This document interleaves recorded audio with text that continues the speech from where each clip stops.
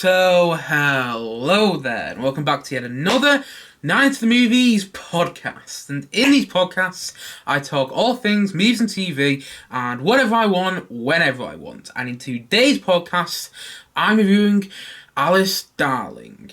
But before I do that, I should say what's at the start of every podcast I do, which is, if you are watching this podcast on YouTube, hello there to my viewers.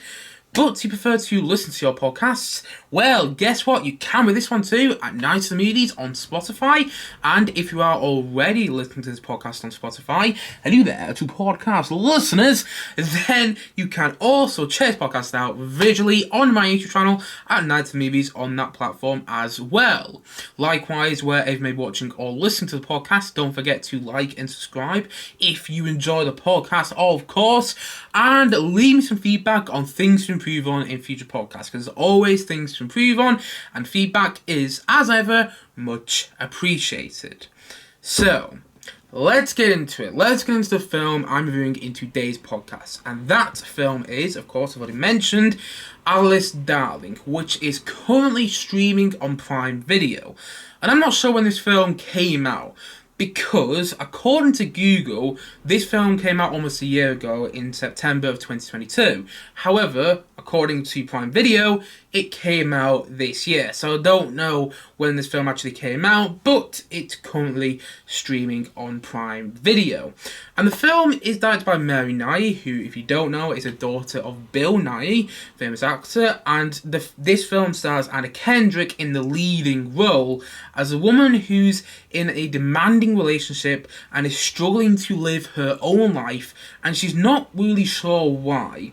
And throughout the film, you see her abusing herself. You see her doing self-harm to herself in various ways. And on a weekend away with her close friends, she begins to realise what the problem is. And honestly, I liked this film. I thought it was good. Now, I don't think the film is great, and I think it could be more suspense-driven, particularly in its final half an hour to 20 minutes. And I think it could have been a bit more gripping, and at times it does feel a bit slow, and parts of the film feel ever so slightly unnecessary, but it provided me with insight into something that I didn't really know much about. Like, I am fortunate enough to have never been in any kind of abusive relationship, and so I was watching this, and I found it a very interesting watch, because I don't know what that's like. And one thing I really admired about this film was how real the psychologically abusive relationship between Anna Kendrick's character and the partner she has in this film, how real that relationship felt. I really admired that. And how uneasy the film felt from the get-go. Like, there is a score by, I've got his name here, just give me a sec. There's a score by Owen Pallett, I might be pronouncing his name, I'm going to apologise if I am, which heightens the uneasy feel of this film straight from the get-go. And I loved the way the score was used throughout the film, the way it really captured the feeling of certain scenes. And I loved the way that the film was shot as well, because I'm pretty sure Anna Kendrick, I'm pretty sure she is in every single frame of this film, and even the frame that she is not in, like, she's in almost every frame of this film, but even the frames that she is not in, you are in her perspective, and the camera is constantly on her. It's constantly getting in her face. It's got this very intimate visual language this film has, and that's what kept me engaged. I'm not gonna lie and say I found the story particularly compelling, because I didn't, but I really loved the way the camera was moving in this film and how it really got close to our protagonist. And I found the final 20 minutes to half an hour of the film to be really uneasy and quite suspense-driven.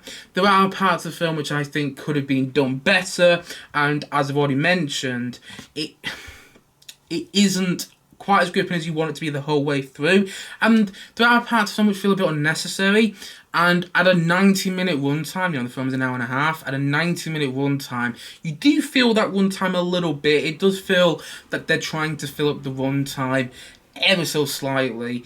And also, there were moments in the film where Anna Kendrick is texting her partner, and you see it on a close-up of her on her phone, and you can't always tell what's being said in the text messages. Like, I had to pause it quite a few times to go, okay, now I'm standing this close to the TV screen, I can see what's actually being said on the phone screen, because you can't always. And that's a problem I have with a lot of TV shows and films, when they have scenes where two characters are texting and you're shown the phone on a close-up of what the message is coming through, and you just can't always tell. And you have that problem in this film as well.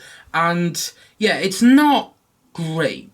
The film isn't great, but it is good. And as far as I can tell, this is Mary Nye's this is her directional debut.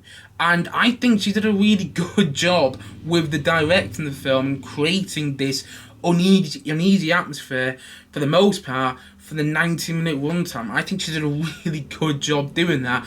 And I also think that, and sorry if you can hear a bike outside right now, I also think that Anna Kendrick is perfectly cast in the film, and she is fantastic in this film. Her performance is outstanding, because the reason I think she's perfectly cast is because she's an actress in Hollywood. She's been in plenty of movies. She was in the Pitch Perfect films, in which she was wonderful. She was great in A Simple Favour. She was great in Small. She had in Scott Pilgrim vs. the World. And I also loved her performance in Up in the Air, the Jason Reitman film, in which she's acting opposite George Clooney and giving him, in my opinion, a run for his money. Although George Clooney is very good in that film. But still, the other point I'm making, I'm a fan of Anna Kendrick. And the thing is, though, she's a working actress in Hollywood. And if people don't know this already, and I don't know all the details, but apparently actors in Hollywood all have to be a certain weight, and that's why you see all these actresses in Hollywood really thin, at least for the most part. And even when they're not thin, they're criticised for their weight, like Florence Pugh recently with Oppenheimer being criticised for weight during the nude scenes from some people. I'm just like, I'm sorry, what the fuck are you on about? But anyway, that's another matter for another day. But you get the point I'm making. A lot of women in Hollywood have to be a certain way, and Anna Kendrick is a working actress in Hollywood. Well, she's not working at the moment because of the actors' strike, but when the actors' strike is over, she'll be a working actress in Hollywood. And the point I'm making is she's a certain weight. She is that thin because she's in Hollywood. And this film taps into that, though. And that's one of the reasons I think she's perfectly cast, because she's a Hollywood actress, and this film taps into why she might be that thin, why she might be really watching her weight, and why she looks the way she does. And that's why I think she's perfectly cast. But also, Anna Kendrick is so good in this film. This might be her best performance, and I love her in so many things I've seen her in. I think she's the best part of the Pitch Perfect movies, which really aren't my cup of tea, but that's another matter for another day. But she's a really good actress, and she is so good in this film. She is compelling, and her performance, you really don't know where it's going to go, and you're constantly glued to her. And yeah, I think Anna Kendrick is perfect in this film, and I think she's perfectly cast as well, and how the story and how the directing ties into her, if you know what I mean. I really loved that as well. And yeah, there's a lot in this film which I really admired. I can see why some people wouldn't like it. It is a slow film, and it might be testing for some people. And I can also completely understand why some people might find it hard to sit through. I understand that. And, not just because it's a difficult subject matter, but also because of what I mentioned, it is testing, and it is hard to watch at times. And you are watching this, and it's not a fun watch at all. Like, this is the sort of movie you'll stick on a Friday night, and it's not a revenge film either. It's about someone who's in a psychologically abusive relationship, and that is pretty much all you need to know about the film. And it's hard to watch, as I can see why people wouldn't like this movie. I can completely understand why, but personally I didn't think the film was great. but I'm definitely happy that I watched it. And yeah, I liked it because it was an interesting film that provided me with insight into something I didn't really know much about. And so, all in all, I'm going to say that Alice Darling, I'm going to say it's a 7.5 out of 10. I give films a 7.5 out of 10 that I think are just solid. I think are just good movies that are not great, but they do what you expect them to do. And this film, yeah, I felt like I was there with Anna Kendrick's character in this psychologically abusive relationship, and she is just stunning in this film. Yeah, Anna Kendrick, she isn't just, she isn't just pitch perfect or simple favour or whatever. She can do really serious roles, and I haven't seen her in anything too serious in the past. Like even in Up in the Air, which is quite a serious film to a degree, she's playing more of a comedic role at times. In this film, she's on another level, and I felt really uncomfortable watching this film. I know I've said that before, but I felt really uncomfortable, and I'm laughing not because the film's funny at all, but because I was quite surprised by how uneasy I felt for the majority of the 90-minute runtime. Right, so this is an add-on. One thing I want to clear up is I do say a lot in this podcast that this film is a very uneasy watch. It was an uncomfortable watch for me. And I just want to clarify that I think the film's meant to be like that, though. This isn't meant to be an easy watch. I think it is meant to be uneasy. It is meant to be an uneasy watch, and I think the filmmakers did a very good job bringing that atmosphere to life with this movie. Anyway, back to the podcast. Yeah, you really get a feel for how distressing this central relationship is in the film, and I love the way the friends, Anna Kendrick's friends' characters are intertwined into this film as well, and how that story develops. Because at first I wasn't totally into that story, but I liked it as it went on. And also I will say, there is a subplot in this film to do with a girl who's gone missing. I don't understand why it was there, but I'm just not sure if it totally worked for me. I liked what it was. I understood what I was trying to do, but I just don't know if it fully worked. I do think there are problems with the film, but as a directional debut, it works really well, and it's on Prime Video, and I would recommend it if if you could stomach this type of film. Like, I'm not sure if I recommend it for a Friday night viewing where you could sit down with your mates and all really get into the film. I don't think it's that kind of a film.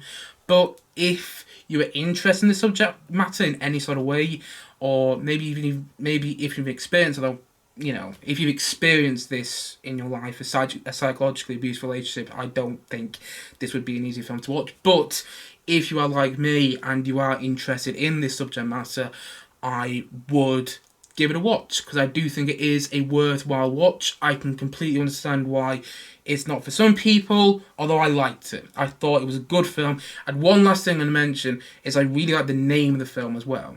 Alice Darling, because you can just imagine the guy who plays Anna Kendrick's part in the film saying that. I think he might even say that at one point, but he's a bit menacing. I don't know what the actor's name is now, but he is menacing in this film. And he's another reason this film has that feel to it. Yeah. It's a good film. I liked it. Although I can completely see why it's not going to be for everybody, but it's a solid film that, as already mentioned, provided me with insight into something I didn't really know much about. And so, all in all, as already said, I'm going to say that Alice Darling, I'm going to say that it's a 7.5 out of 10 for me.